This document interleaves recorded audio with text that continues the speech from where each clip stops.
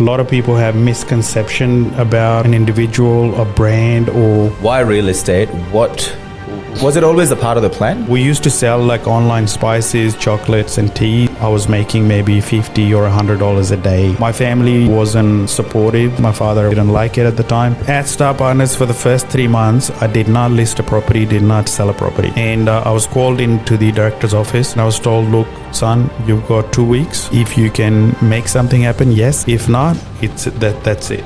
In hindsight, I could have done way better in a lot of things. End of the day, it is a business. I hear so many stories, agents talking about shonky things, and firstly, there's no magic bullet. You need to know, okay, the property you're buying, what's your plan with it for the next 5 to 7 years? What's next? What's next for Nidus? Look, Hello everyone, today you've got a different host at Real Money today, and I have a very special guest. A person who normally sits on this side of the table. I'll push him on the other side so you guys can get more insights on the man itself. Alright, so as you all know, Khurram Shehzad. I wanted to basically introduce him today, get to know him a bit better as well, even though I've known him for the last 2 decades. And then I wanted to ask him some few questions as well, where you probably would be thinking about those questions to ask him, or even when you meet him, you probably wanted to ask him as well, or just an insight of a person who started his journey as a student migrant in this country, and how he has come across and obviously built a community by himself, and his name in the real estate industry in Australia, Western Sydney especially. Now, the man, Khurram Shehzad, good morning. Morning, thank you. Alright, so before I take on the questions and the stages of asking you what has your journey been like, I'm going to introduce myself. My name is Nidus Khan. I know Khurram since 2004. He was a student, I was a student, migrant as well. 2 different backgrounds, but we met and clicked, and since then we've been clicking, and now we're clicking still. Not only that, we are friends for the last 2 decades. We have been in business together as well for the last 8 to 10 years as well, through H2O Loans, which is our finance and broking side of business, Nidus Group Real Estate, which obviously Khurram heads and leads as well. And there are a few more things in the pipeline, which we will surely tell you more about when the time's right. Khurram? Look, thank you very much for your time today. Look, this is something I think we'll discuss. Like, a lot of people have misconception about an individual, a brand, or when they see someone out there on the boards or on realestate.com, a lot of people ask me on an individual level, what was my journey like, who I am, and I hear a lot of misconception about me as well. So I thought this is an opportunity for me to put things on the record and then let everyone know who I am, and then so put the truth out there. So who better person than yourself, who knows everything and beyond. So let's go. Right, so let's bear it all today in this session, right? As much as we can. Now, tell me, who's Khurram Shehzad? That's where we want to start with. Who is this guy who came from Pakistan, from Rawalpindi? As much as I know, I can go further deep inside the village as well, but we'll start from there. Oh my God. Look, I was born in Pakistan. And briefly, I lived in Saudi Arabia. My father used to work there for Nestle in marketing as well. So I lived there for a short period of time, then moved back to Pakistan, finished my high school there, and then I moved to Australia in 1999 as a student. And then I did my 4-year bachelor degree. I think... Another thing, at the time, there not many people were coming to Australia from Pakistan. That's another question. But I had 2 of my elder cousins live in Sydney. That was one of the reasons for coming here. And secondly, I just wanted to be in a country or an economy where if I put in the effort and the result come in. Situation at the time in 1999 in Pakistan wasn't bad.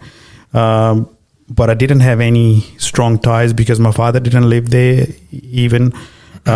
He was living in Saudi Arabia for 30 years. So we didn't have as strong ties as you might see in other cases. Like if my dad was working there and he had a business, or strong ties, different story. But so I just wanted to kind of go overseas, learn things on my own, experience the different challenges, and then decide where life takes. And here we are 26 years later. Wonderful. Actually, you literally touched on the next question that I have in mind. Why Australia? What drew you to Australia? Or was it just somewhere that you had to get out and then explore yourself and explore the world out there? Because a lot of people go to the States or even UK. Like you said, Australia wasn't a very popular country back then as well. So what drew you to Australia, and what was your biggest challenge coming to Australia, the first 6 months of being in Australia?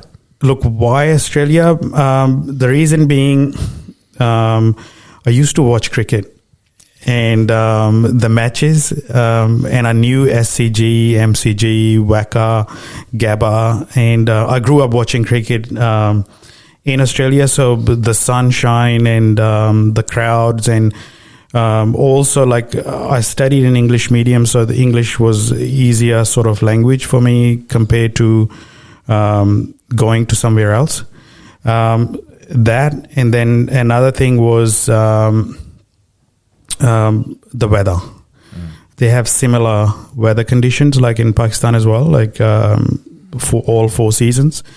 And then the next thing you asked me, like this 6 months challenges, the biggest challenge was I never stayed away from family at the time. So, I mean, being like, I turned 18 when I came here. So I was 17 and a bit. So living away from the family and, adjusting things on my own, doing things on my own. I was living in a shared accommodation with a few other boys. So survival. I even got my first job. I think that was one of the things you wanted to know as well. Absolutely. So like any other brown boys out there, I had my first job at 7-Eleven. And that was in Maroubra in Sydney. So I did my training in the city store on Sussex Street, and then I got a job on a New Year's Eve of 2000. So on New Year's Eve 2000, I was working in a 7-Eleven store, coming all the way from Pakistan. Wonderful. Yeah. Wonderful. Now, leading up to the next few jobs, because I know the real estate came in a bit later, the transition between the 7-Eleven job and real estate. Tell us a bit more about in between. Look, I did a lot of jobs. Like I worked as a security, even like as a concierge service, call center work. During the uni, worked as a photocopier mechanic as well at Toshiba, Canon. I mean, there's so many other cleaning work. And then when I finished my degree in 2004, I got a job at Canon, in North Ryde. There's a few of you who know Sydney. So I worked in Canon, Toshiba. Then I got a graduate placement in KPMG. That was my first sort of like break in corporate world. So I got a job back in 2005 at KPMG in Sydney. So that was like a traineeship type of thing where I worked in SAP. Some of the IT nerds, I know you guys follow me. I know you guys look at my stuff. So, and a lot of my clients actually who are in IT as well. So they would know this. So I worked in SAP space at KPMG, mostly in HR and payroll area for 2 years. Then after 2007, I got into 2008, actually. I joined UGL. That's a big infrastructure firm in North Sydney. So that was also in SAP HR. And then the feeling from there started kicking in like, this is too limiting. This is not what my future holds, or this is not me in corporate culture. Okay, now I'm going to stop you here because I'm going to have another introduction of yourself. I'm going to have to introduce you again because I know that's when Khurram 2.0 it needs to be introduced, because that's where the corporate world finished for yourself. Mentally, you were out of it. You were looking for an outlay. Now, Khurram 2.0, I'm going to introduce him again. 15 years in the real estate industry. Started as an agent like, everybody else out there. And then obviously leading into opening up his own business, Nidus Group Real Estate, Rudy Hill, second office in Blacktown. 10 years now, the Nidus Group has been relevant, very, very relevant in the Western Sydney parts of Australia, or New South Wales rather. Now, 2.0 Khurram, before that began, why real estate? Was it always a part of the plan, or like something that you discovered along the way? What was the real reason? Because a lot of people would want to know. Because nowadays, being a director of a mortgage broking firm as well, I see a lot of people interested in real estate and mortgage broking. But I always ask them why. And I do get one answer, but I'm not going to give that answer just yet out, because I want to hear from the person who's actually gone through literally every stage of life. It wasn't easy. And before that as well, you had a couple of businesses as well before real estate, did you? Yes. So lead up to the business and then real estate. Please take over. So I resigned from UGL, and I started a business online shop, lespice.com. And it's funny actually now hearing it. So we used to sell like online spices, chocolates and teas. I used to do the market stalls. So earning about 110K back in 2008. There was a lot of money back then. To market stalls where I was making maybe $50 or $100 a day. So it was completely, mismatch on the surface. But and I didn't know where it was heading either. But I knew for sure that working in corporate isn't for me. Working in IT or in SAP wasn't for me, even though it was making good money. My family wasn't supportive of that as well, actually. My father didn't like it at the time, thinking like, you have a stable job, you have a good career, why quit that and going into uncertain territory? But my wife fully supported that move.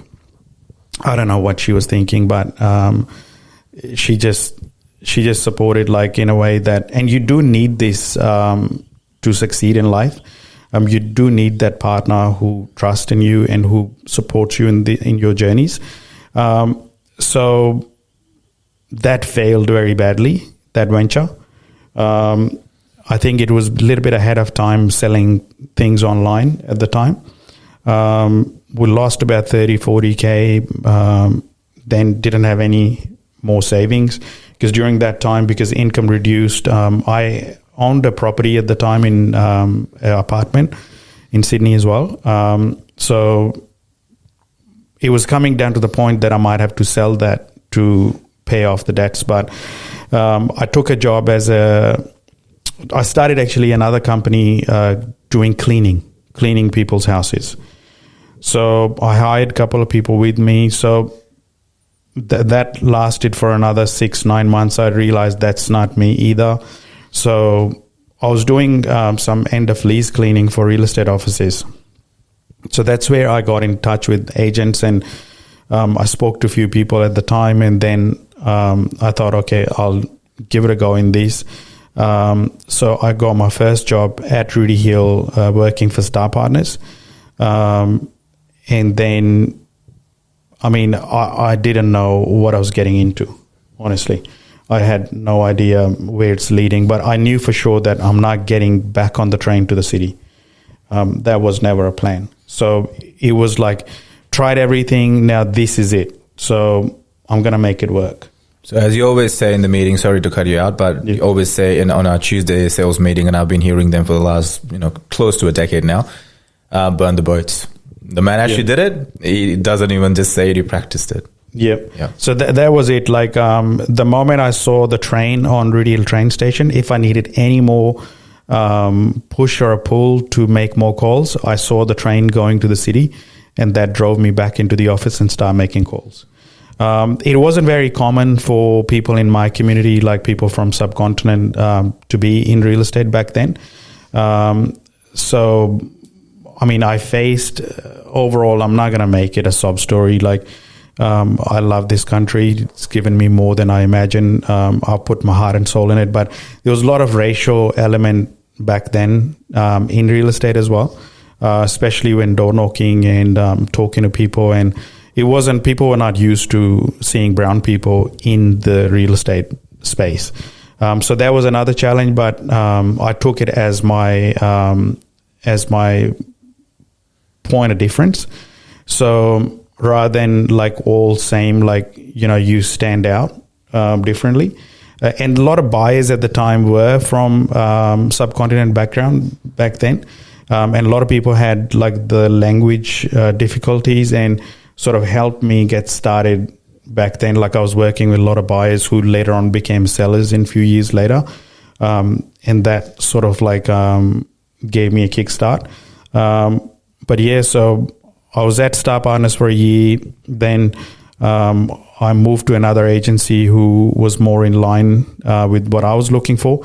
Because at the time, like, you know, like I'll talk to the agents working with me, and the principal, they will be, and I say, look, I didn't join this thing to sell 20 properties a year. Yep. Because I was making like 100, 110, and everyone will laugh at me like, what is he talking about? People didn't believe that. But I didn't do this for people. I did this for me. And for me, I knew it, like what I'm doing is, real estate is a mean or a way or a job for me to make cash flow, and then I want to buy assets. So your question, like why real estate, like I saw my family members back home and also in overseas as well, where they made money, invested in properties, and those properties looked after them in the remaining time in their life. So that was always the plan, like to buy property. So I thought, okay, I'll learn the craft, and it clicked with me. The personality, even though I'm an introvert, I'm a shy person in nature, but it did click. It did work, and then it just took off when I moved to Elders in Rudy Hill, and I didn't have a plan to leave that company, by the way. Yeah. But due to the directors over there, their personal situation and everything, and again, I'm just saying this on record openly out there, I didn't plan to open up the office. My plan A was to make money in commissions and then buy properties on site, or maybe do smaller developments on site, building like duplexes or buying properties and building asset portfolio, which you might see it on my reels, or like I actually do believe in that. And opening up the office slowed down that process for me for the first 3 to 4 years, because the office was not positive cash flow straight up. And a lot of people think like, oh, real estate office, and like if you want to do it at a better scale, there's a lot of effort, energy, money, commitment goes in. Yep. And then by the time it became profitable, it was like 2 years later. And then during that time, I couldn't buy any more properties. So that was the journey. So we started Nidus Group because I knew like, okay, because this is it. So I needed a place where I can say, look, I started having kids at that time. 2013, my first daughter was born. And then pretty much my son was born in 2016. A few months later, after we opened up the office in 2015. So needed a bit of stability. And then with yourself, we started the mortgage company as well back in 2016 as well, in-house. So yeah, and pretty much kept going. Wonderful. Now, rewind, because I know about that instance of your career, Star Partners. Do you remember your first deal as an agent? And how did it happen? And also, please don't forget to mention that conversation that you had with the director. And then leading up to that, I think you had until the weekend. I remember that conversation that we've had. Can you shed some light? What happened when you were pushed in a corner in a new industry, new job, new occupation, new area, but you just had to come out fighting? What happened?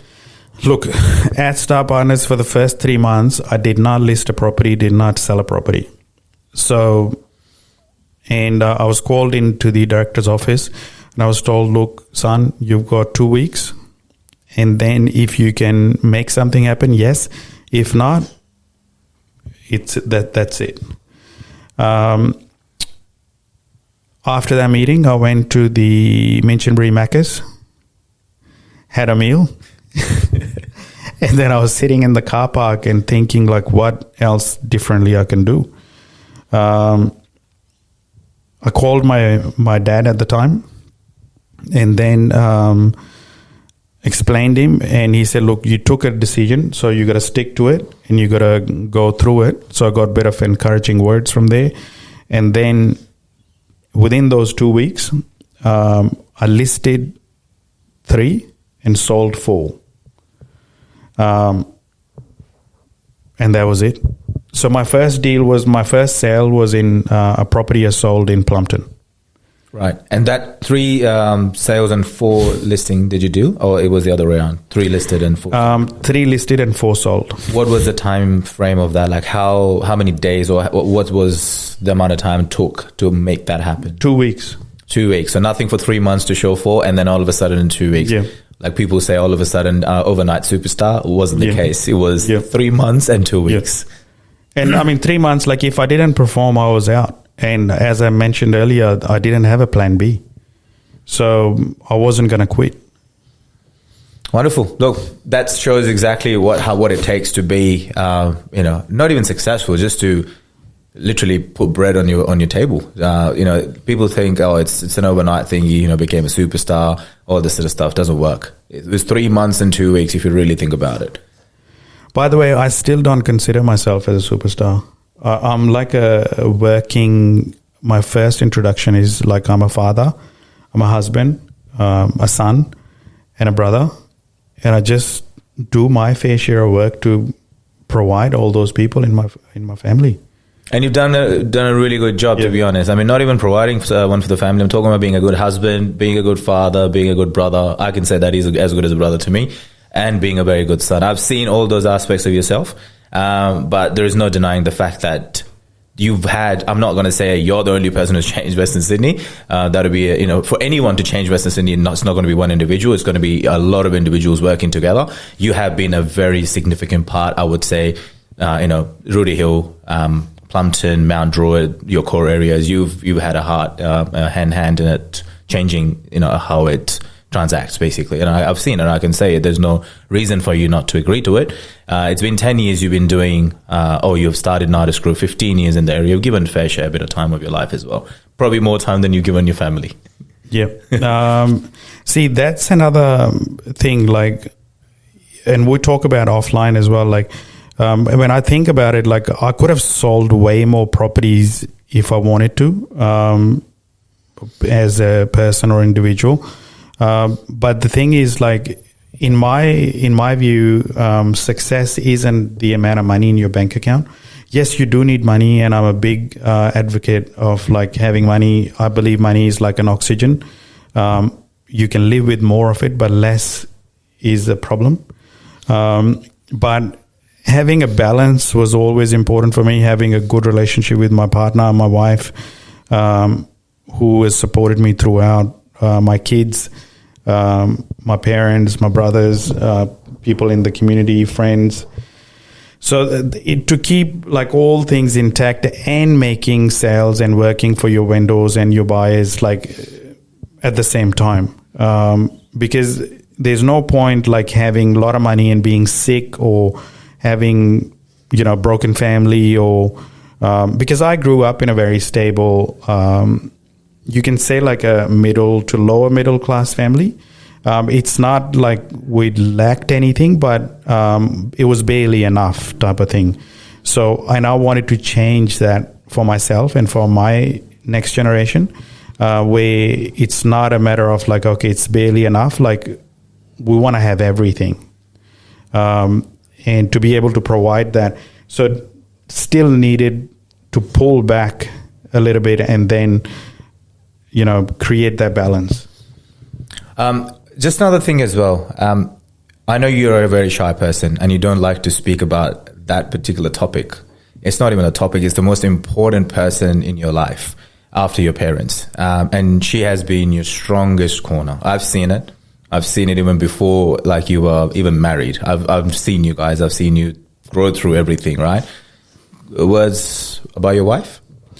What people see out there in Nidus Group, or me, or the perception of success or something, and they think it's all me, but I'm actually 1/4 of that. The remaining 3/4 is what they say is behind every successful man. In this case, it is very true. My rock, my baseline, my go-to person is my wife. The brains behind everything, the engine room, and like who contributed to everything I did so far. When we started the company back in 2015, she was working for Westpac in a very good job in the procurement area. And then she quit that and fully supported the business. And to this day, everything we do, she's the brains behind it. Thank you. Thanks for those words. Now, few questions as well about the business itself, because I think that's something that everybody would want to know. Aspirations, or people are looking to start their own business, or even being into real estate agent, or in the business itself, running their own offices. A couple of questions, right? Number one, looking back in the last 10 years of you running your own business, what's been the lesson that you've learned, or what's the biggest lesson you've learned, and toughest moments in your career, pre and post starting your business, and how did you overcome them? Or could you have done any better knowing what happened, and as you've grown into the grow role now as a director, as an owner? So I think the first part was like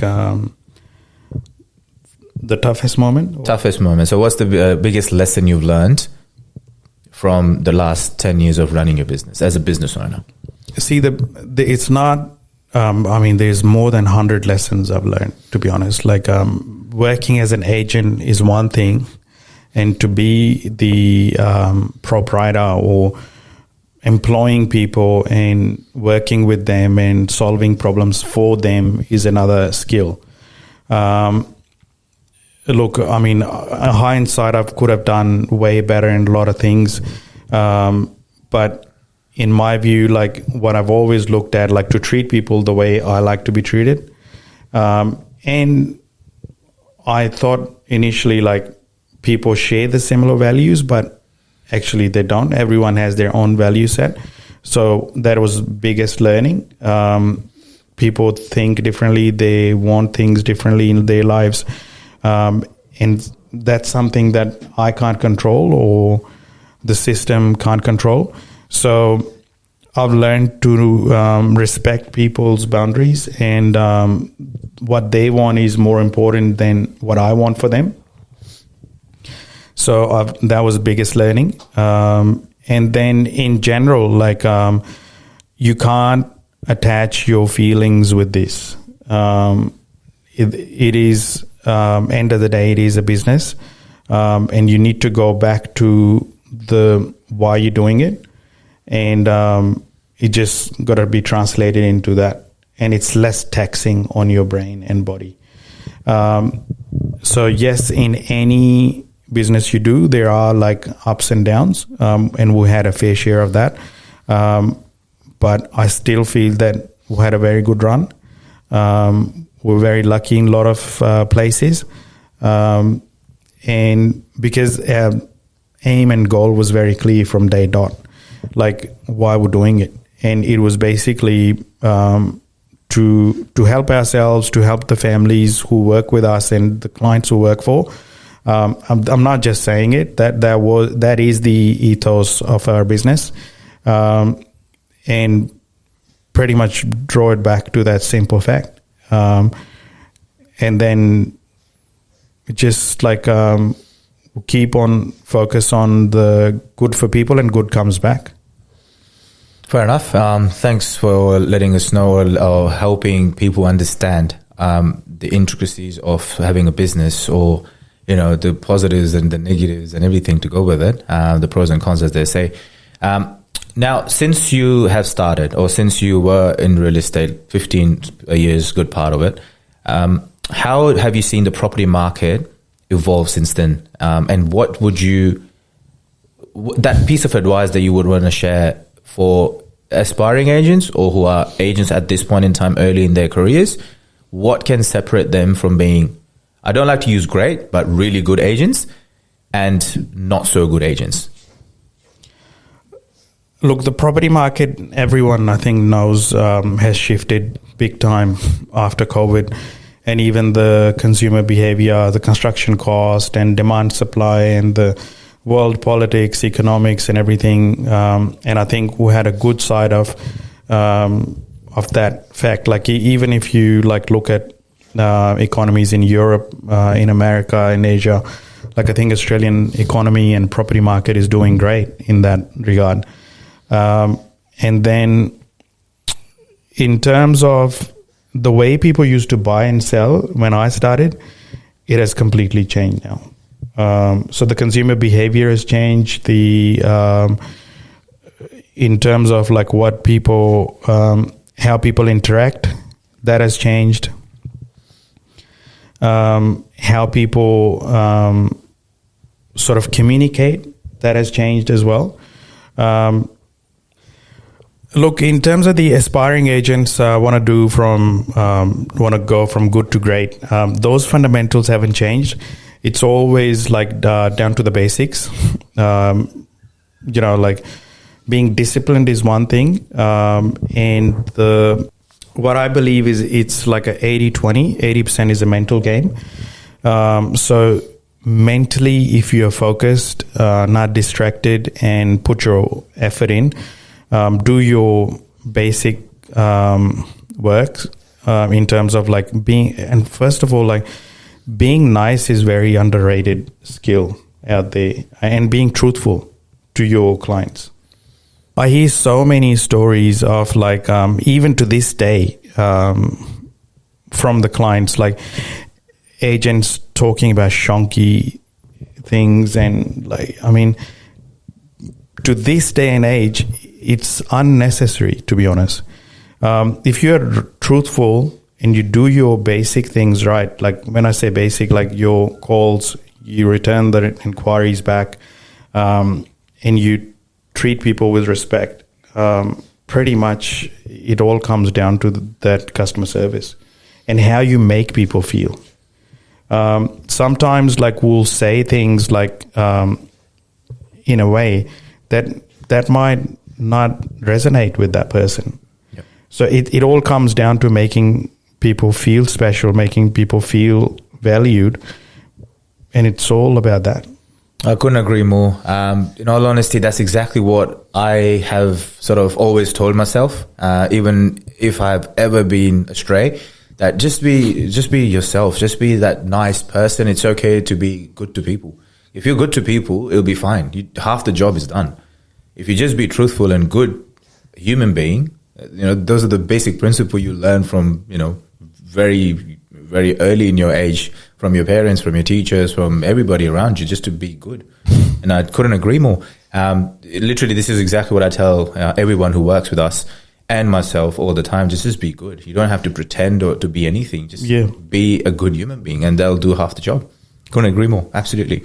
Now, coming to buyers out there, and this is a question I get asked a lot, since I obviously am that first point of contact before it goes to you guys, which is the real estate agents. They come to us as obviously, seeking all the questions about their finance, and then questions about what should they buy, and what are they looking to do, and why are they looking to buy. If I was to ask you that as a real estate agent, and more so as a person who's actually built portfolio and who's helped tens and probably hundreds of people building their portfolio, what would be that advice, that the number one piece of advice you would have for your first home buyers out there in this market, in this generation right now? What would be that advice? Because we would love to know what could they do right now to set themselves up for the next 10, 20, 30 years. Firstly, there's no magic bullet. Okay, if there was one, I would be selling it if I knew it instead. Secondly, it all comes down to, because see, income and expenses. So that's what the in-between part is, your savings. So quicker you can save your deposit, by earning more and spending less. That's the key. So once you buy your first property, a lot of the times, like we look at people like, and there's nothing wrong with it.